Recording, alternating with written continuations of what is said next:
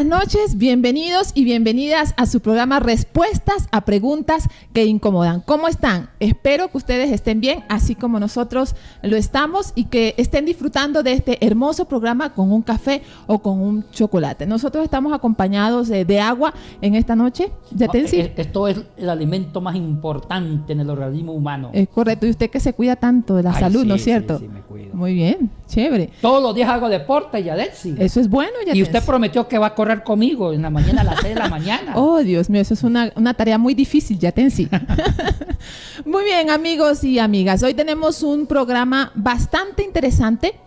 Nos han mandado una pregunta que ha generado muchísimas interpretaciones. De hecho, esta pregunta generalmente la hacen las mujeres, inquieta muchísimo a las mujeres. Así que nos hemos preguntado, ¿la mujer se salvará engendrando hijos? Como dice Primera de Timoteo, capítulo 2, versículo 15. Yatensi, imagínese usted la gran pregunta y el gran reto que tenemos en esta noche. Ay, Yadelsi, le cuento un testimonio. Dígame. Una vez yo escuché un pastor, no digo de qué iglesia, No diga mejor. de qué denominación. Uh-huh. Y no voy a decir porque usted conoce el pastor. Pentecostal a hueso colorado, como yo pentecostal así. Uh-huh. Entonces él predicó sobre el texto y él quiso hacer lo correcto, quiso predicar lo que la Biblia dice. De forma literal. En forma literal, Correcto. la Reina Valera. Y literalizó la predicación. Uh-huh. Él pensaba que literalizar la predicación es decir lo que la Biblia dice. O hablar o predicar lo que la Biblia dice. Uh-huh. Y empezó. Miren, mujeres, esto es para ustedes las mujeres. La Biblia dice que las mujeres se salvarán engendrando hijos. Y si una mujer no engendra hijos, no se salva. Porque el texto literal. Los hombres se salvan de muchas formas, las mujeres no. La única forma de salvarse es ser madre. Y si no es madre, aunque sea santa, se va al infierno. Lo dijo así. Bueno, me imagino que eso generó muchas reacciones en el público. A mí me preguntaron después, como soy maestro, me preguntaron la mujer. Y una mujer morenita, llorando, decía ya, pastor, mire, yo soy una mujer santa. Y ya el pastor me había dicho que yo debo casarme rápido para salvarme a través de mis hijos. Pero no encuentro marido. Hasta, pastor, yo he pensado que si fornico y quedo embarazada, me salvo, aunque peque. Pero yo sé que el pecado de la fornicación Dios lo perdona. Pero si no tengo hijos, me condeno. Porque la Biblia dice y el pastor lo dice. Oiga, eso pasó. Es correcto. Y la pregunta es, ¿qué hacemos con ese texto? Uh-huh. Este texto, Yatensi, está dentro de un contexto donde a partir del versículo 9 habla mucho sobre las mujeres. En el versículo 9 se habla de todo el atavío de ropa, del pudor y de la modestia que debe tener una mujer. En el versículo 11 se habla de que la mujer debe aprender en silencio. Luego dice que Adán fue primero que Eva. Y luego entonces ya después al final dice que se salvará engendrando hijos. Todo texto está abrazado por un contexto. ¿Cuál es el contexto histórico o social que abraza este texto de 1 de Timoteo 2:15? Mire, muy oportuna su pregunta, Yadelsi. Para entender un texto hay que ver el contexto. Uh-huh. Y segundo, cómo está el griego. Correcto. Si es Nuevo Testamento, Así si es antiguo, el hebreo o arameo. Vamos al contexto de acuerdo a su pregunta. En el contexto histórico del apóstol Pablo, no había ciencia, no había tecnología, no había formas artificiales de sacar alimentos. Uh-huh. Ahora sí. Dependían mucho de la fertilidad de la tierra y del ganado. Si la tierra no era fértil, y si el ganado no era fértil, se morían de hambre. Uh-huh. Así literalmente. Y si había sequías, no habían cómo bombardear las nubes, como lo hacen los científicos ahora, que pueden producir lluvia a través de procesos tecnológicos o científicos. Antes no era así. Entonces, como la fertilidad de la tierra, de la semilla, del ganado era tan importante porque ahí se describía y ahí estaba la subsistencia de las tribus nómadas o sedentarias, nació el culto a la fertilidad.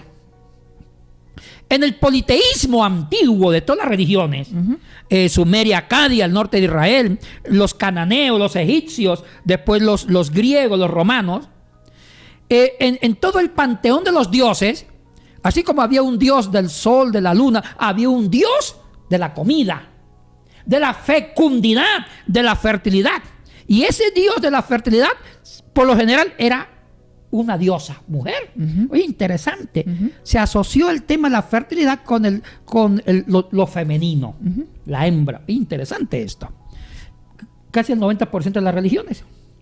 Y también esa diosa le decían la diosa del amor. O sea que unieron el amor hacia la procreación, el amor hacia la fertilidad. ¿Cuál es el nombre de esa diosa? Dependía ya de las culturas. Okay. En la cultura sumeria acadia estaba Istar, la hija de Anú, del dios Anú. En la cultura egipcia estaba Isis, la esposa de Osiris. En la religión griega estaba Afrodita, Diana en la religión romana. E inclusive también estaba Astarte en toda la parte cananea, la parte fenicia, la parte inclusive en la antigua Asia Menor. Dependía la cultura y el grupo religioso. Y mire esto, Yadesi, en base a la diosa de la fertilidad y del amor. Bueno, había religiones que tenían un dios del amor, de la fertilidad, pero era más escaso, era más mujer. La mujer siempre estuvo asociada con la fertilidad. Increíble esto. Y resulta que en ciertas regiones los cultos paganos más importantes era el culto al dios o a la diosa de la fertilidad. Ejemplo, Corinto. Sí. Y eso generó la prostitución sagrada, porque en Corinto estaba el templo de Afrodita, y Afrodita es la diosa de la fertilidad, y la gente, por no morirse de hambre, le daba más importancia rezarle, orarle, hacerle sacrificio a la diosa de la fertilidad, porque ahí dependía la subsistencia. Y por eso hay que entender el contexto de que Pablo manda que las mujeres usen cabello largo o usen velo. Correcto. Y que las mujeres se callen en la iglesia. Hay que entender el contexto, porque en los cultos de Corinto de Afrodita las mujeres hablaban, porque eran las sacerdotisas sagradas. Y eso sería bueno, pero que alguien haga una pregunta sobre eso para contestarle. Ahora hablemos en Asia Menor. En Asia Menor, que es el contexto histórico donde Pablo mandó la carta a Timoteo, y se sospecha que fue en Éfeso. Timoteo estuvo por Éfeso o por Asia Menor, lo que ahorita es Turquía. Había un culto muy importante en Éfeso a una diosa de la fecundidad. Muchos la llaman la diosa Astarte. Muy parecido al culto de la fecundidad en Corinto. Entonces, ¿qué pasó ahí? Lo que pasó fue que en Éfeso las mujeres, como en Corinto, se vestían en una forma ya no tan sana, con pinturas, maquillaje, mostrando hasta el alma, provocando a los devotos a tener relación con ellas como homenaje a la diosa de la fertilidad. Hay una cosa. En los cultos paganos a las diosas del amor, de la fecundidad, de la fertilidad, parte del culto eran las relaciones sexuales con las sacerdotisas. Correcto. No lo hacían por pornografía, no. Era como una devoción, hacer el amor con una sacerdotisa, como pasó en Corinto, como un homenaje a la diosa, para invitar que la diosa genere fertilidad al ganado y a la tierra. Lo hacían en el templo. En el templo que era dedicado a la diosa. Exactamente. Correcto. En Corinto, como en Éfeso, habían esos templos dedicados a la fertilidad. Habían pequeños cubículos, cuartitos, donde iba, pongamos, un devoto a tener relación con una sacerdotisa, daban la ofrenda, pero nunca lo hacían por pornografía. Era una forma religiosa de hacer el amor para invitar a la diosa a la compasión y dar fertilidad en su tierra.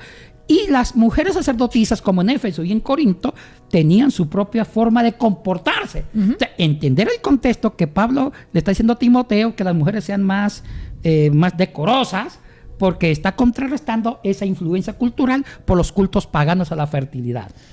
Bien, Yatensi. Entonces quiere decir que toda esta influencia de la sociedad y religiosa estaba inserta o se metió, se incluyó en todo el ambiente comunitario de la iglesia. Sí, sí. Mire, la iglesia no es una sociedad aislada de la sociedad. Es correcta. La iglesia siempre reproduce los patrones culturales de la sociedad.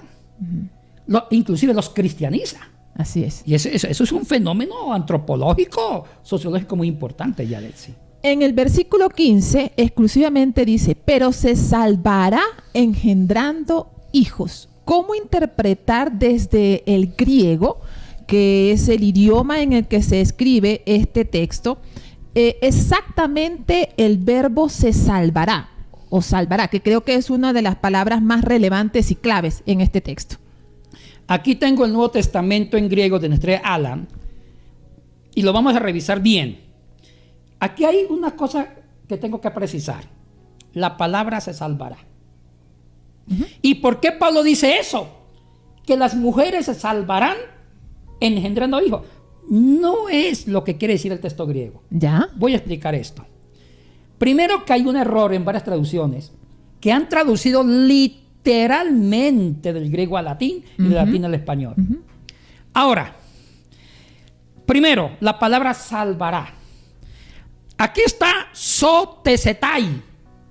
El sotesetai es un verbo en voz activa, modo indicativo, tiempo futuro. Se salvará. Y viene del verbo soso, no sonso, soso. Y el verbo soso tiene varias traducciones. Traduce salvar, sanar, curar, proteger, liberar. Ok. Aclaro esto. Las lenguas antiguas, Yaretsi Rodríguez Sequera, Correcto. eran polisémicas. Así es. ¿Qué significa polisemia? Tenían varios sentidos. Por un detalle, las lenguas antiguas no tenían una real academia como tienen las lenguas modernas, como el español, el inglés, el alemán. Que una real academia, ¿qué hacen? Regular la gramática, la fonética, la sintaxis, la morfología de cada lengua, y tratan de inventar una palabra para cada cosa. Las lenguas antiguas, como el griego bíblico, al no tener una real academia, las lenguas nacían, se desarrollaban sin control. Sí habían literatos que inventaban ciertas reglas, pero no era suficiente. Es por eso que una palabra podía tener varios significados dependiendo en la región que se hablara esa lengua. Y ahí nació el dialecto, que es una forma original de hablarse cada lengua en cada región. Este griego, ¿qué dialecto tiene? Es un dialecto mezcla de jónico con ático, que se llama el koiné antiguo. Ya. Ahora, miremos algo curioso, miremos algo importante, Yadesi. Es por eso que en los diccionarios serios de griego bíblico o hebreo arameo, más en el griego, una palabra puede tener 7 hojas de posibles traducciones. Porque una palabra le sacaban provecho para todo. Correcto. Ahora sí vamos al soso. Soso tenía varios significados. Podía significar salvación del alma. Y no se usaba mucho para salvación del alma. También servía para hablar de sanidad, de salud física, de curación, de protección, de prosperidad. Entonces, traducir el verbo soso haciendo referencia a una salvación espiritual, yo me pregunto, ¿están seguros que Pablo se refería a una salvación de vida eterna cuando las mujeres tengan hijos? Uy, cuidado. Entonces, hay que ir despacito, investigar el por qué Pablo quiso decir esto. Ahora, ya te decía antes de seguir, ¿podría usted, por favor, deletrear la transliteración en español de ese verbo en griego? Sí, sería la S de la cima, la omega es O, la teta o zeta sería la TH, o también la DS, la eta. Bueno, pero el verbo como se anuncia sería con O, soso, la S, la O, DS, O. Ok. Soso. Significa sanar, curar. Curar.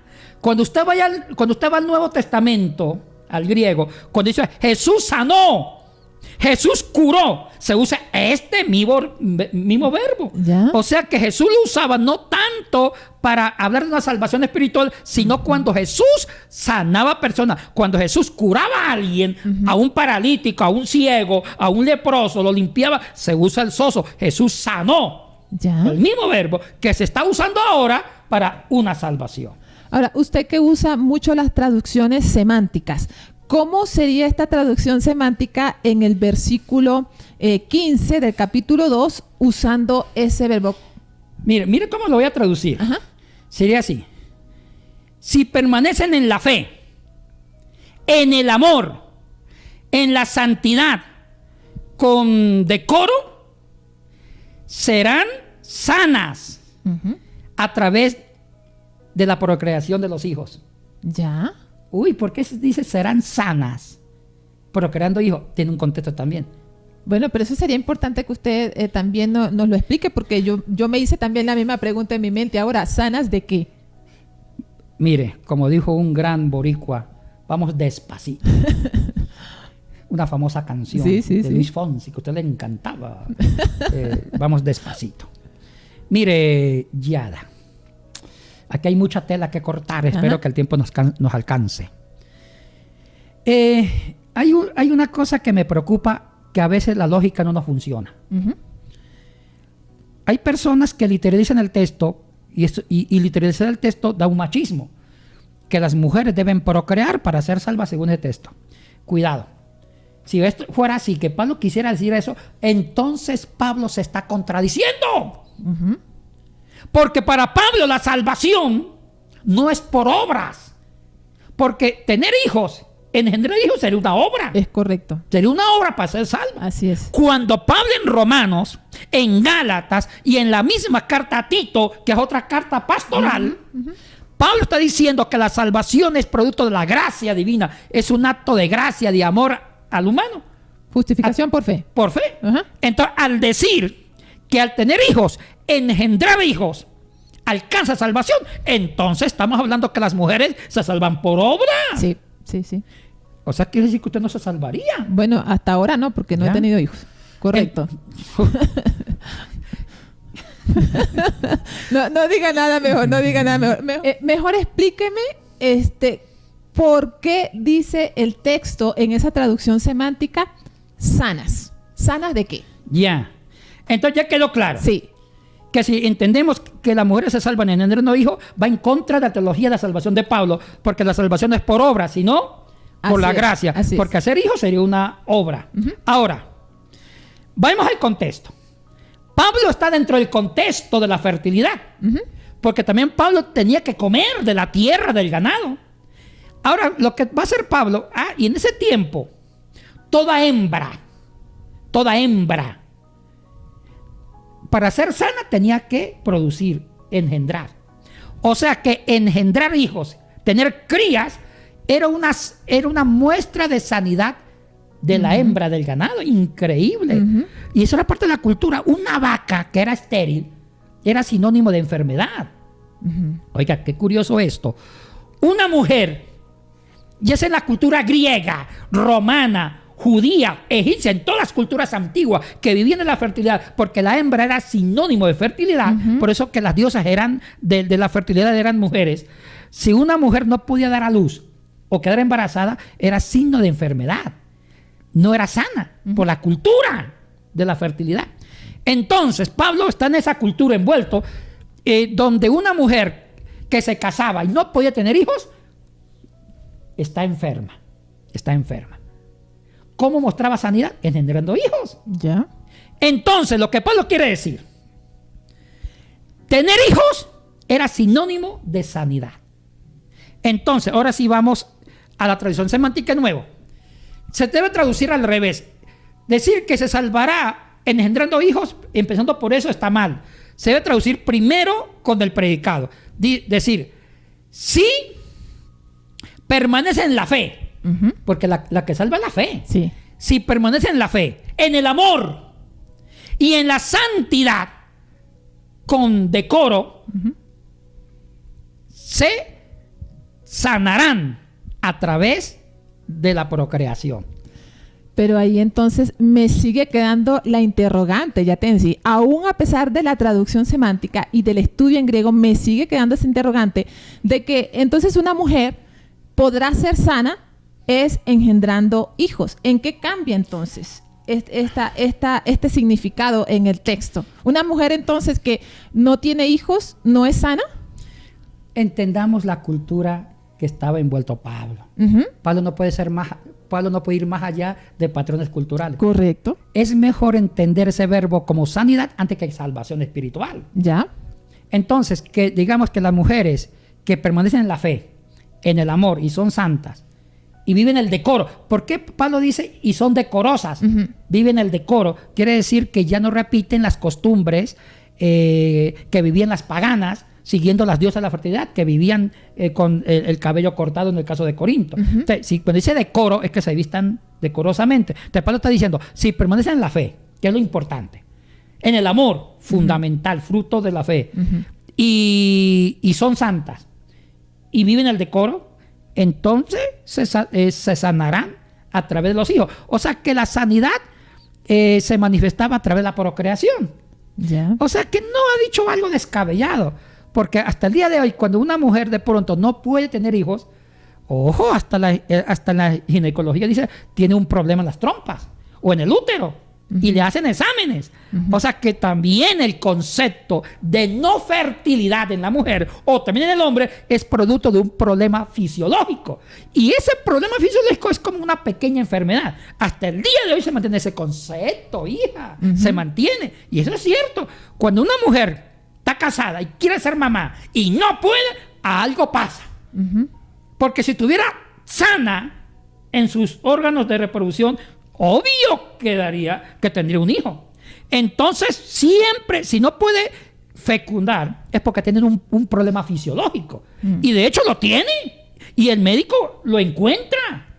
Entonces, no está descabellada esta traducción. Bueno, no la traducción, lo que Pablo quiso decir. Pablo dice, ahora se está refiriendo a las mujeres en este momento. Sí, del tiempo. Está diciendo, miren, mujeres, lo más importante es permanezca en la fe. Permanezca en la fe. Permanezcan en el amor, practiquen el amor. Sean santas. Sean decorosas. Que serán sanas a través de sus crías. O sea, que está diciendo que la fe genera sanidad. Y está diciendo que mantener hijos es una muestra de sanidad. Entonces, es lógico de acuerdo a su época. Es mejor esta traducción que decir que las mujeres se salvarán la vida eterna. Eso ya es otra cosa.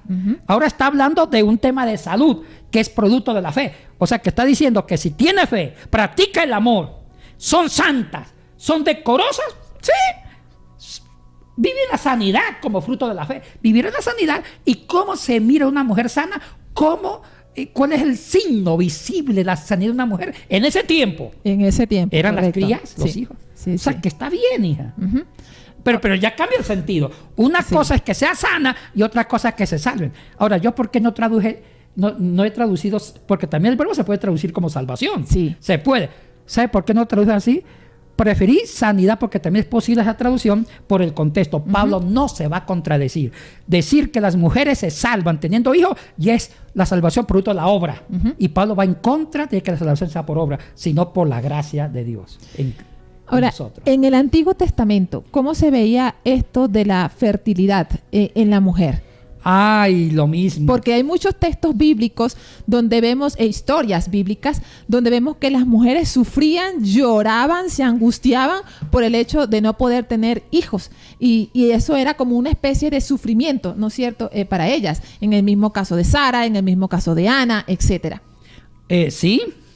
Inclusive en la teología del Antiguo Testamento, en la Torá Yadesi, existía la teología de la retribución. ¿Qué era la retribución? Que Dios retribuía para bien o para mal el no o el cumplimiento de la ley. Cuando un patriarca cumplía con las demandas de Dios, entonces Dios le retribuía prosperidad. Y una de las prosperidades era la descendencia, tener muchos hijos. Cuando un patriarca no era fiel a Dios, Dios generaba maldiciones generacionales. Eso lo vemos en todo Deuteronomio 28. Entonces, una de las maldiciones era la esterilidad de la mujer. Claro que aquí sí hay un contexto machista. ¿Por qué? Porque como no había ginecología, la gente nunca le echaba la culpa al hombre de una esterilidad. Siempre era la mujer, porque a la mujer se le veía en su vientre como la tierra fértil. Y el esperma del hombre, por eso la palabra espermatozoide, viene del griego esperma. Viene del griego esperma. Y esperma en el griego significa semilla. Entonces, en el concepto antiguo de la fertilidad, el hombre ponía la semilla y la mujer ponía la tierra. Pero si la semilla no prosperaba era porque la tierra estaba mala. O sea que siempre la mujer era culpable de la no procreación, porque no había ciencia, no había ginecología, no había ni ginecólogos. Entonces, ese es el problema, que la mujer llevaba en sí las consecuencias. Dentro de un contexto machista. Un contexto machista y también del concepto antiguo de la fertilidad. Ahora, Yatensi, ¿cuál sería su mensaje a aquellas mujeres que de repente por alguna situación física, algún problema físico, no pueden tener hijos, hijas, o aquellas mujeres que se quedan solteras por una decisión muy propia, ¿no es cierto? Y que de repente no tienen tampoco hijos? ¿Cuál sería ese mensaje dirigido directamente hacia ellas y que de repente se han topado con este texto de 1 de Timoteo capítulo 2 versículo 15? Mire, Yadetsi, el ser humano es un ser finito y estamos proclive a imperfecciones espirituales, psicológicas y físicas. Oh, sí. Si son fértiles, tienen otros impedimentos. O sea que ninguna mujer se debe sentir mal porque no pueda procrear, ¿no? También hay hombres que ya no pueden fecundar. Es cierto. Es parte de la vida. Somos imperfectos y así tenemos que entender. Pero en el contexto del texto, ya decía, Pablo era hijo de su época. Para Pablo, en la mente de Pablo, aunque fuera cristiano y cristocéntrico, que una mujer procreara era un símbolo de sanidad. Ahora, yo lo que estoy depurando es la traducción. Una cosa es traducir el verbo como sanidad física y otra cosa como salvación. Yo tengo mis argumentos históricos, semánticos para dar la traducción de sanidad. Y vayan, investiguen en el Nuevo Testamento, en los Evangelios, cuando Jesús sanó, curó, se usa el mismo verbo, soso, por Dios. O sea que el verbo también se puede traducir como salvación o como sanación. Depende del contexto. Entonces yo prefiero traducirlo, que Pablo se está haciendo referencia a una sanidad de la mujer a través de los hijos, que una salvación. ¿Por qué? Porque Pablo no se va a contradecir. Si Pablo se refiriera a salvación espiritual con los hijos, se está contradiciendo. Está diciendo que tener hijos es da salvación a la mujer, o sea que ya no es por gracia, sino por obras. Entonces, eso para mí es un monumento teológico garrafal, fundamental para desbaratar la traducción de la salvación a través de los hijos. Ahí la desbarato con fundamentos obvios. Usted me preguntará, Yatensi, pero ¿por qué se ha traducido así? Porque es cierto, todas las versiones católicas, evangélicas, traducen como salvación. Así es. Es cierto, porque en español todavía los avances científicos, semánticos en traducciones de lenguas muertas todavía estamos en la época de la chispa. Donde sí hay avances es en versiones en alemán. ¿Y sabe quién fue el que nos encasilló la traducción como salvación? En el versículo 15 de Timoteo 2, la primera de Timoteo, fue el latín. El latín hasta el día de hoy nos estructuró una teología, porque en latín sí se traduce ese verbo en la Vulgata latina como salvación espiritual. Entonces el latín ya nos encasilló, nos dio estructuras dogmáticas teológicas hasta el día de hoy, sobre todo en español. Y tenemos que hacer una nueva traducción más crítica. Así es. Porque mire, por sentido común, mantener la traducción que las mujeres se salvan teniendo hijos, estamos desbaratando la teología de la salvación de Pablo, que para Pablo la salvación no es por obras, y tener hijos por obras, hasta en eso no pensamos. Eso es correcto. Bueno, Yatensi, todo un aplauso para usted por habernos realmente iluminado en esta noche con este programa y estas respuestas a esta gran pregunta. ¿Se salvará la mujer engendrando hijos? Espero que haya quedado claro para todos nuestros amigos y amigas, a quienes motivamos para que sigan enviando sus preguntas a nuestro programa, porque son la base para estos constantes programas que estamos haciendo los días martes. Amigos y amigas, solamente nos resta informarles que el Semisud, Seminario Sudamericano, ya está a punto de abrir algunos cursos interesantes sobre exégesis, sobre hebreo y sobre Apocalipsis con el doctor Yatensi Bonilla. Yatensi, unas palabras de ánimo a estos estudiantes que próximamente se van a inscribir en estos 3 cursos. Mire, aunque no sean pastores, aunque no sean líderes, ni obispos, ni biblistas, todo cristiano debe escudriñar bien las escrituras. Así es. El estudio de las lenguas antiguas, en hebreo, griego, arameo, ayuda mucho para entender estos problemas como ahora. Correcto. Una bendita palabra, Soso, que el latín lo encasilló como salvación espiritual, ha fundamentado el machismo. Este texto mal traducido en un cristianismo machista, pobre mujer, oiga. Así es, así pobre es. mujer. Así es. Entonces, sí es bueno escudriñar las escrituras con profesionalismo y con unción. Yo les invito que estudien. Tenemos un seminario que va a la vanguardia en América Latina, el Semisud. Aproveche. Muy bien, les animamos entonces a inscribirse y a esperar más detalles sobre estos cursos. Nos vemos el próximo martes. Que Dios les bendiga.